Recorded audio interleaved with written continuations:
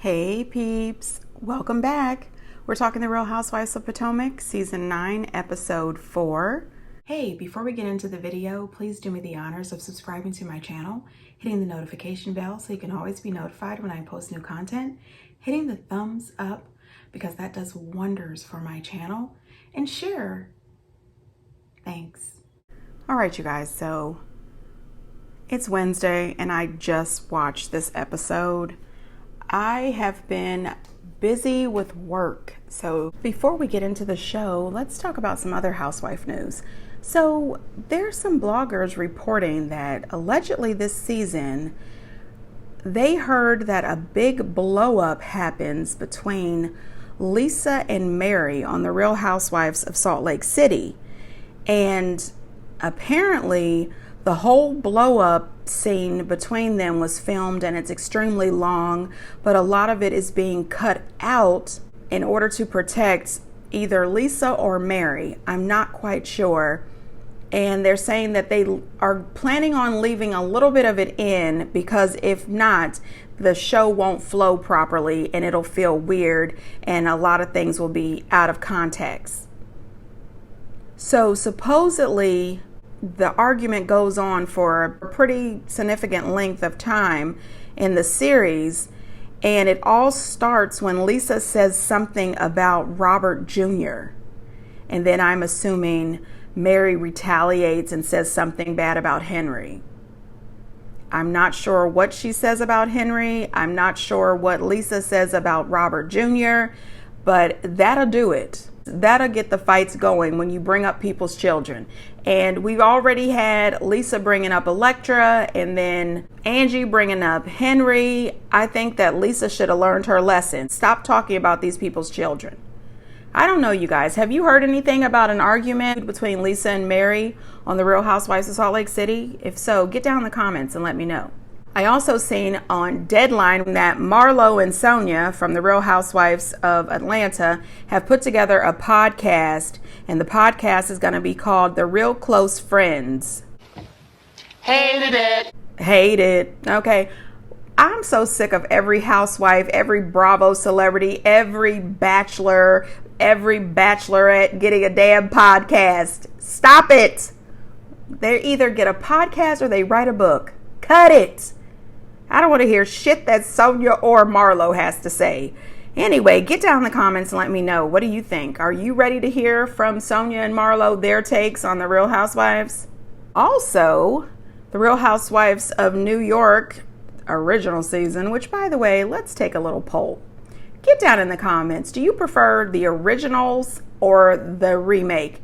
I have not watched the reboots. I just can't bring myself to do it. I prefer the originals. Anyway, Sonia Morgan has said goodbye to New York City. She has found herself a nice condo in Florida for $600,000. It's a beautiful little place. She's downsizing. She's living her best life, and I appreciate that. Sometimes you have to walk away from the past and embrace the future, and I think that Sonia will be perfectly happy on the beaches of Florida, and I truly do wish her the very best. So, Vicki Gunvalson is out here in the media lately. She's on an episode of The Dark Side of Reality TV, the Real Housewives version on Vice. Vice is one of my favorite channels. I watch all of the Vice programs about wrestling. You know, the territories, the dark side of the ring, you know, who killed the WCW, all of those. Okay, I'm here for it. Anyway, Vicki Gunvalson was on The Dark Side of Reality TV, and she says the darkest moment for her was the moment that she learned that her mom died on camera. And she says that they were at Shannon's Bunko party, and she says that her family members had been trying to get in touch with her the whole time, but she didn't answer the phone. So her loved ones called production. Her daughter Brianna called and she kept calling, and they kept telling her that Vicki couldn't come to the phone. She's filming right now. And Brianna kept telling them, I'm sorry, but I need to talk to my mom. I need to talk to her now. Eventually, Vicki was contacted by production, and she finds out that production had actually set up lighting in Shannon's gift wrapping room so that she can take the call in that room. She said that production knew an hour in advance that her mom died and did not tell her, which she believes that they were completely out of line. Then when she finally gets in that room, she gets the call from her daughter, and there's production filming the entire thing. She says that they should let her scream and cry on her own, let her, go through this without Bravo being there.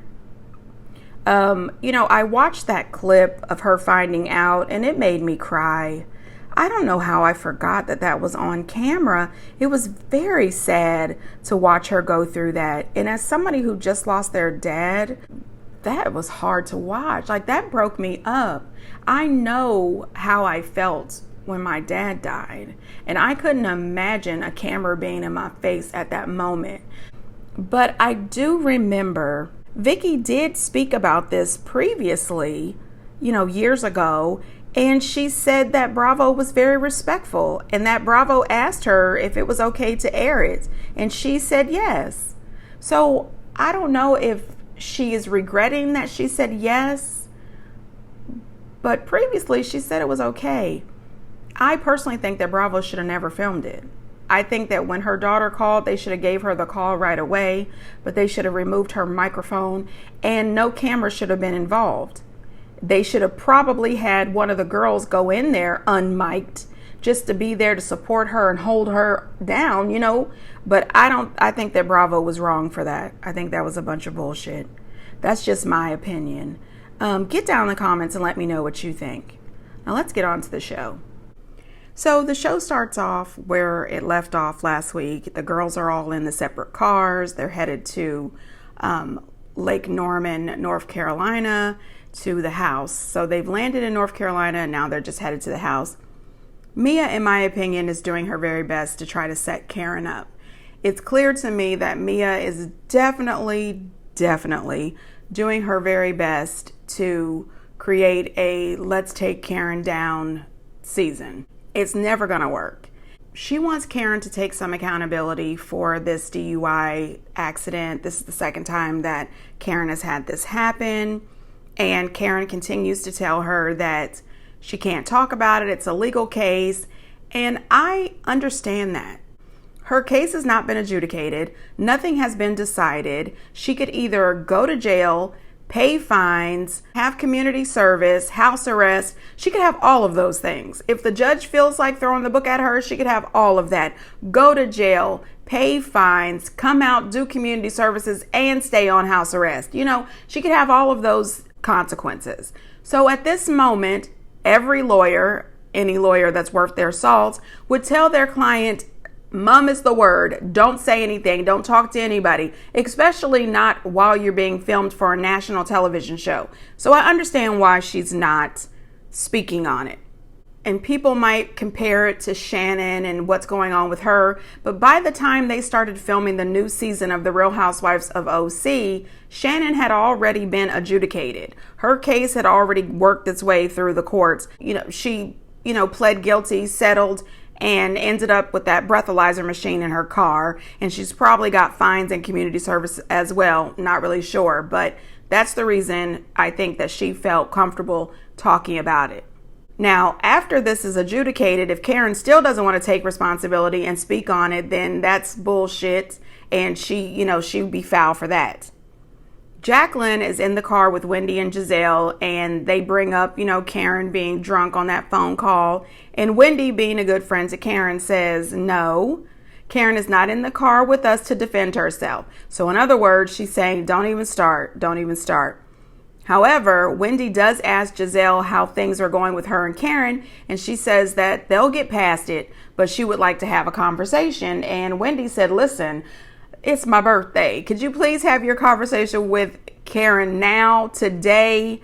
Because my birthday is tomorrow. She didn't want those problems on her birthday. She doesn't want anyone ruining her birthday. She has seen how Karen's birthdays have gone every single year. So I understand. However, Wendy was still messy. She brought up the situation with Jazzy and Jacqueline, and she tells Jacqueline that she believes she heard Jazzy call her Mia's sidekick. Jacqueline is upset by that. She's offended. She's no one's sidekick. You know, girl, you're giving clinger, okay? I'm not even going to say you're a sidekick, but you are giving stage 5 clinger for sure. It's weird. That's all I'm saying. You are too grown for this. Anyway, I am enjoying the relationship that is growing between Kay and Jazzy. They are giving, okay? And when they were in the car talking about their fiancés, their businesses, children, kids, all of that, they just meshed really well. And Ashley just seemed to be totally not needed. She was totally like a fish out of water in this conversation with these ladies. I don't know. I'm feeling as if this should be Ashley's last season this season. I don't really think Ashley is giving. I don't think that Ashley is enjoying the show. I'm not enjoying her on the show. Get down in the comments. Am I being too mean to Ashley? I don't want to be too mean to her. I really don't. I have valued the entertainment that I have received from Ashley. But this season, I just feel that she's not giving anything new or different. And I also wanted to say that Kay, Jazzy, and Stacey, I think they all bring something good to the show. I love these 3 ladies. I don't know what happened that Jazzy didn't get her flute, but I'm absolutely hoping that she gets it next season. I hope that she gets another opportunity. Stacey is in her car. She's driving down to North Carolina, and Mia lets Karen know that the girls think that Stacey is boring. She says that she's a bit of a valley girl. I think that Mia might be jealous of Stacey. Stacey is married. She's a businesswoman. She's smart. She's funny. She's going through a divorce. She's got a beautiful child, and she's hella rich. I think that Mia is upset because she wants us to think that she's some kind of amazing valley girl, and her shit just didn't work out. I don't think that Stacey is boring. I think that Stacey is a lady and Mia doesn't know the difference. Anyway, moving on. They make it to Lake Norman. The house is beautiful. I love it's right on the lake. They have a beautiful pool. It's a very, very beautiful place. Karen was acting funny, making shady comments about it being Wendy's birthday and being funny because, every birthday that they have celebrated as a group together with Karen has been absolute hell. Not a good time for Karen. Some of the other ladies may have had a few good moments, but Karen has never had a good time. It is crazy as hell. Then when they get the room situation going, Karen and Giselle end up sharing a bathroom. Giselle was, she's always got bad luck when it comes to the bathrooms, but at least this time she does have a bathroom connected to her room. Just be okay with that. Jacqueline is upset, acting like a big old baby. She was upset because Ashley got a really good room and she wanted that room. She doesn't want to share with Mia. She doesn't want to be attached. But the thing is, Jacqueline, if you weren't attached to Mia, we wouldn't know you. You wouldn't be on the show or on the trip. So, it is what it is. And I do have to agree with Wendy when she says, you keep saying you don't want to be attached to Mia, but as long as y'all keep sharing a room together, you're never going to break that attachment. Really. And not only that, the way that Jacqueline behaves about Mia. It's weird. It's giving 4th grade. Remember I told you when I was in the 4th grade, I had a best friend named Melanie, and I didn't want anybody else to be friends with Melanie but me. And whenever she got new friends or other girls would join our friend group, oh my God, I would be so pissed. I would be bitter and I'd want to go home. I was so angry. That was 4th grade. I mean, damn it, Jacqueline, you're in your 40s. Okay, let it go. People are allowed to have a friend group. They are allowed to have more than one friend, and they are allowed to go on different occasions with different friends without you coming. Let it go, woman. It's looking weird. Anyway, Mia thought that she was being real cute, right? There's a bunk bed room. Now listen, every girl's trip, 9 times out of 10, if it's a big group of girls, it's always going to be a room with a bunk bed. Now listen, I go on my family's annual girls trip every year, and every year there's a bunk bed room. And you know what? Sometimes people complain about it. Other times they don't. The thing is we're not going to be sleeping that much. Just go ahead and enjoy the bunk bed. As I always say on our family girls trip, I will not complain about the bunk bed if it's the bottom bunk. I'm not climbing up a ladder. I'm just not going to do it. Okay, I am too grown for that. And I've got to protect these knees. I'm just saying, protect your knees and hips. Get the lower bunk. Anyway, Mia says that Kay and Stacy get the bunk bed room because they're in girlfriend boot camp. I thought that was rude as hell, but it was okay. When Stacy got there and found out she had the bunk bed room, it backfired on Mia's ass. Stacy was absolutely over the moon about it. She said this is her first girls trip. She has never been on a girls trip before, and she has always wanted a bunk bed. So now she's on her first girls trip, having a great time, and she gets to sleep in a bunk bed. I said, well, that shit right there worked out beautifully. I said, this is nice. So much for Mia trying to get her and Kay together by putting them in that tiny ass room. They have developed a friendship, and I'm sure that they will come against Mia's ass at some point. I'm waiting for it. Anyway, Wendy gets a real good room, and I thought, this is great.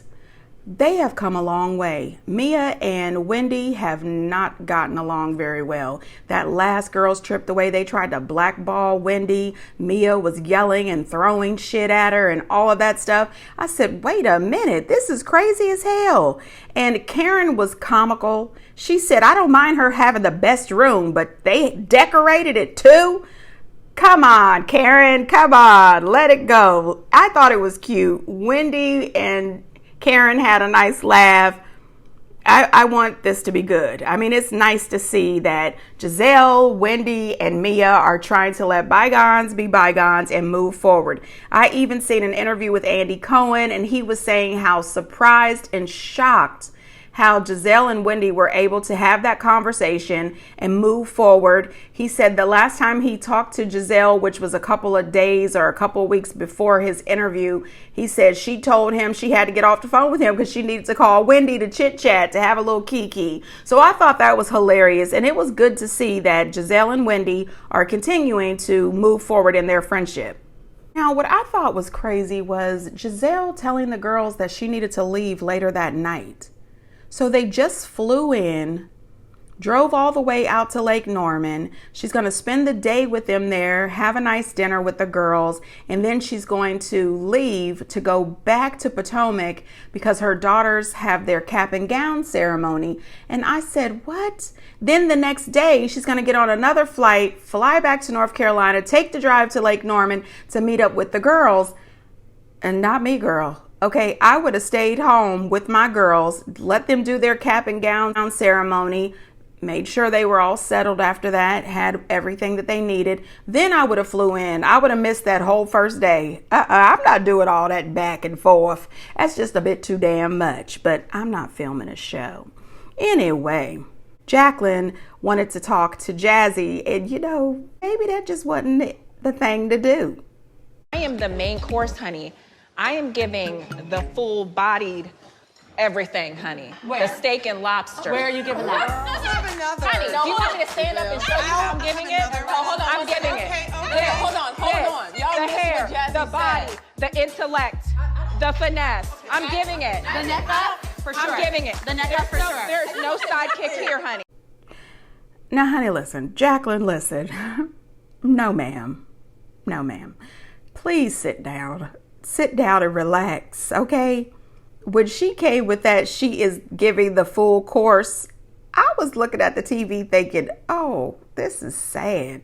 I'm embarrassed by this. I'm embarrassed by this argument. And I'm also embarrassed that you felt that you needed to vindicate yourself or validate yourself or give somebody a full explanation of your worth.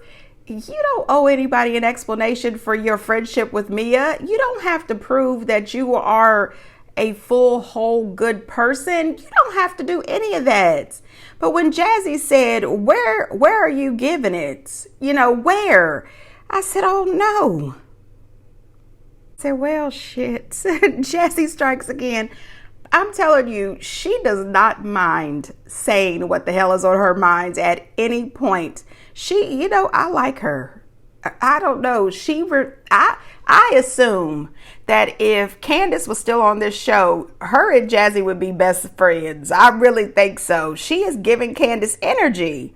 They are a mess. I think that when Jazzy said that she was a better sidekick, she was just being sarcastic. I think that Jacqueline and the rest of the girls, I think that Jacqueline was definitely looking for a moment. And I'm sorry because, Jacqueline barely had a chance to recover before Karen came in and ate her ass up. No one was drunk at that phone call. I see you. All right, well, that's fine. Okay, so Karen, so that you know, anything that Jacqueline said, I felt was not malicious or mean. No, don't do that. Don't do that. Don't do that. Because I don't want you to be mad at her. No, I'm not mad. I am passionate about that. We don't have to have any further conversation. Once again, she doesn't hear anything that I have to say. You're lying. You're a liar. And this is why I don't with you. Okay, well then don't with me, Karen, because you're deflecting about a lot of things, and let's be honest. Did you do not call me a liar. You are a liar. I said no. I said it didn't go down like that. We had a conversation, all day long. You said I've been nothing but a friend to you. This is actually Karen being, one, a mean girl, and two, you're just deflecting. Don't want anybody to talk about you, and I'm not even deflected. I still know, Karen, that you have a court case. What the have I done to you for you to lie on me? Shut up. First of all, Karen. Shut up. I'm not lying on you. Don't with me, okay? Because you're a flipper, and I don't with flippers. I'm not that kind of person. I'm really not. She's not. Don't cry, Jack. She's not. Don't cry. No. Don't cry. Don't cry, Jack. Well, I'm on the receiving end of it, and I don't buy it. Whatever. You can cry till the cows come home. I don't give a Well, I have to admit, I do think that Karen was right when she said that, Jacqueline has a weird obsession with Mia. It's coming off as obsessed with Mia and jealous of Jazzy. Giselle calling Karen a mean girl was really hilarious because that's what we know you for.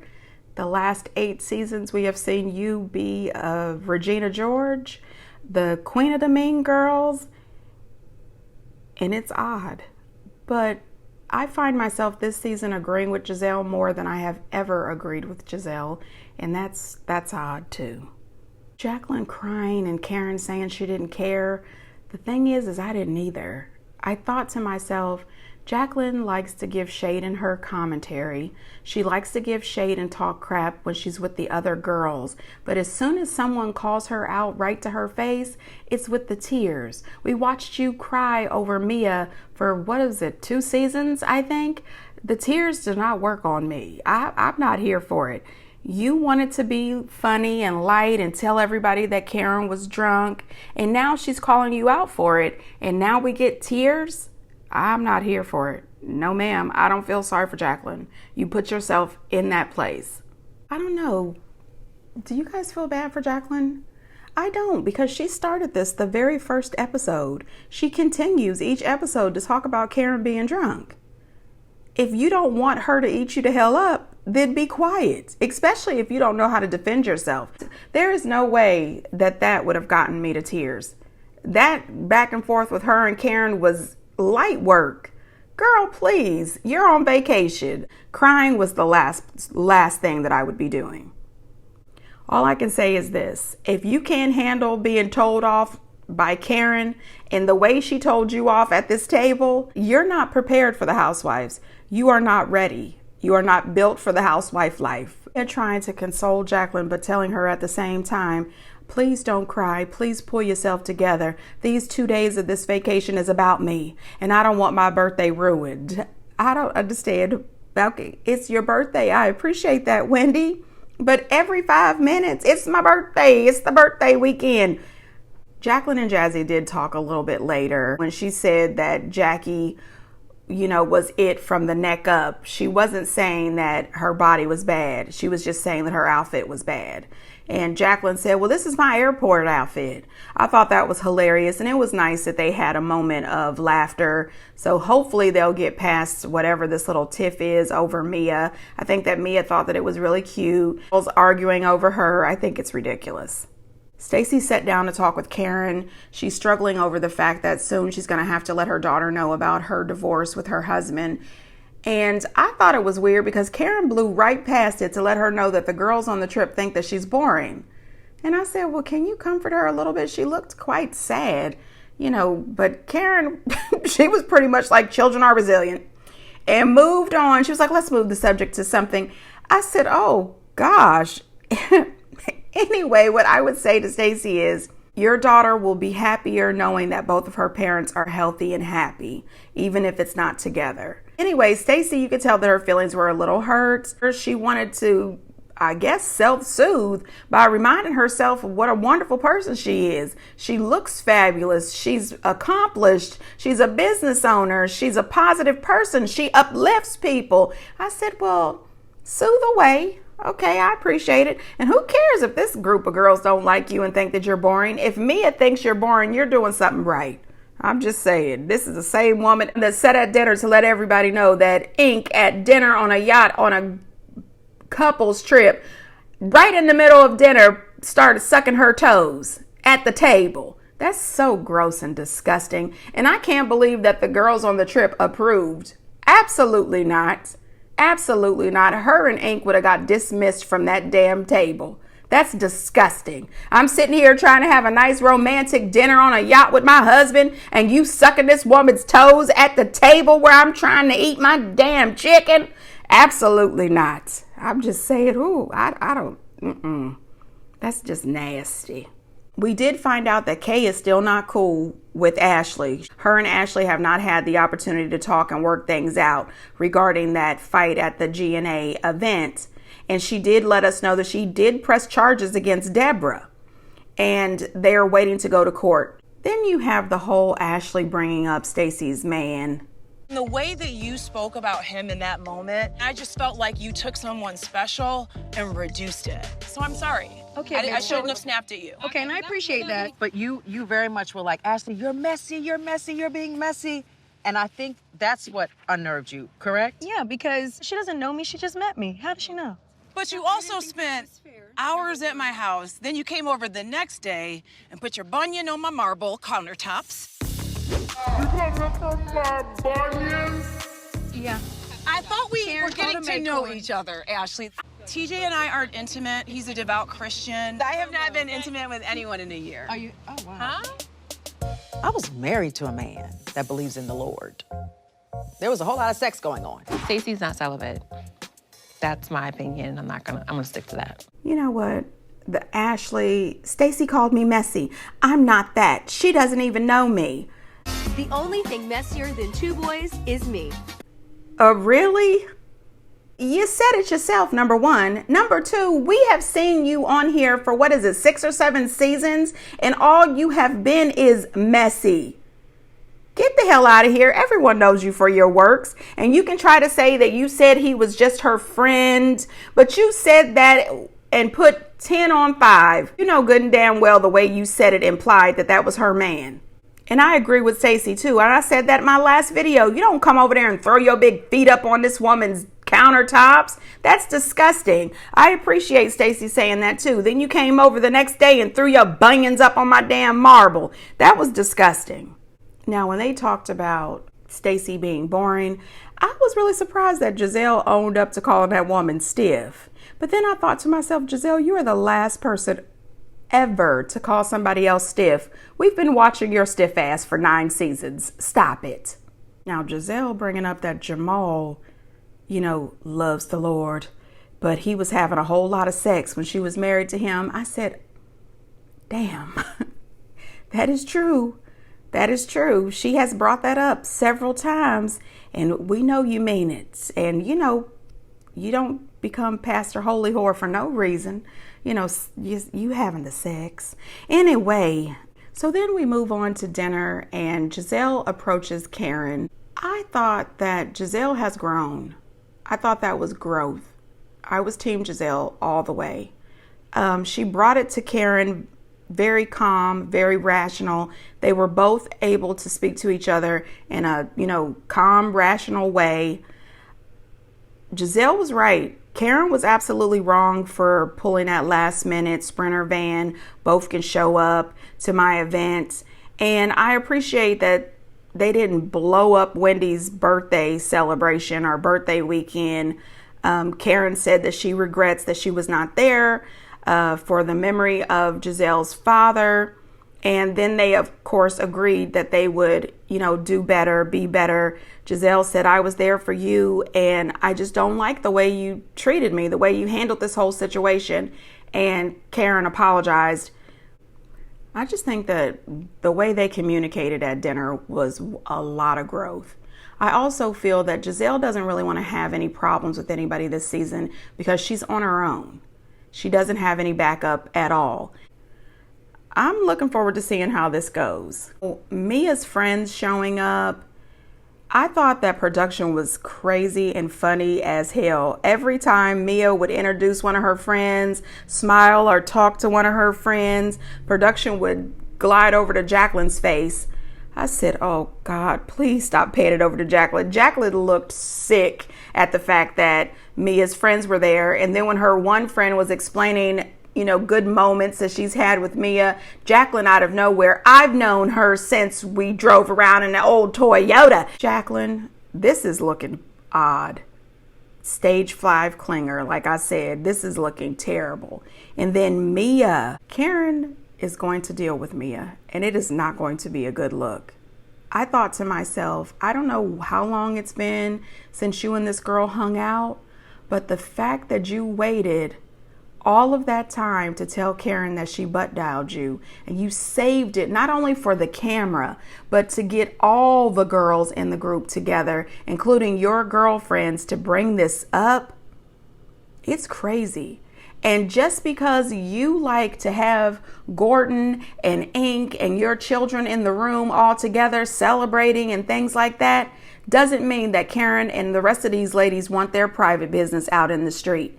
I agree with Giselle when she said Mia having Gordon and Ink in the same room together, flaunting this relationship in front of those kids is confusing for the kids, and it's just not appropriate. None of this is right. It's a lot to put on Gordon. And then to fill us in on Gordon's mental health issues that he is going through. Do you think that you throwing this man in his face, throwing this relationship out here in the public, even though Gordon shared a lot of public information that he most likely shouldn't, do you think this helps this man's mental health? Especially when the new man that you have brought in is not really new. He's been in your life for a very long time and is now claiming to be the father of Gordon's son. This is a lot for anybody's mental health. I don't know if it's just me, but it seems like every season that Mia has been on here, she has been coming for Karen's marriage. She has been trying to claim that Karen is a cheater. The streets are saying this, the streets are saying that. You're going to get enough of messing around with Karen and Ray's marriage. You are going to get enough, Mia. I'm just saying. Anyway, you guys, get down in the comments and let me know what you think. And until next time, bye.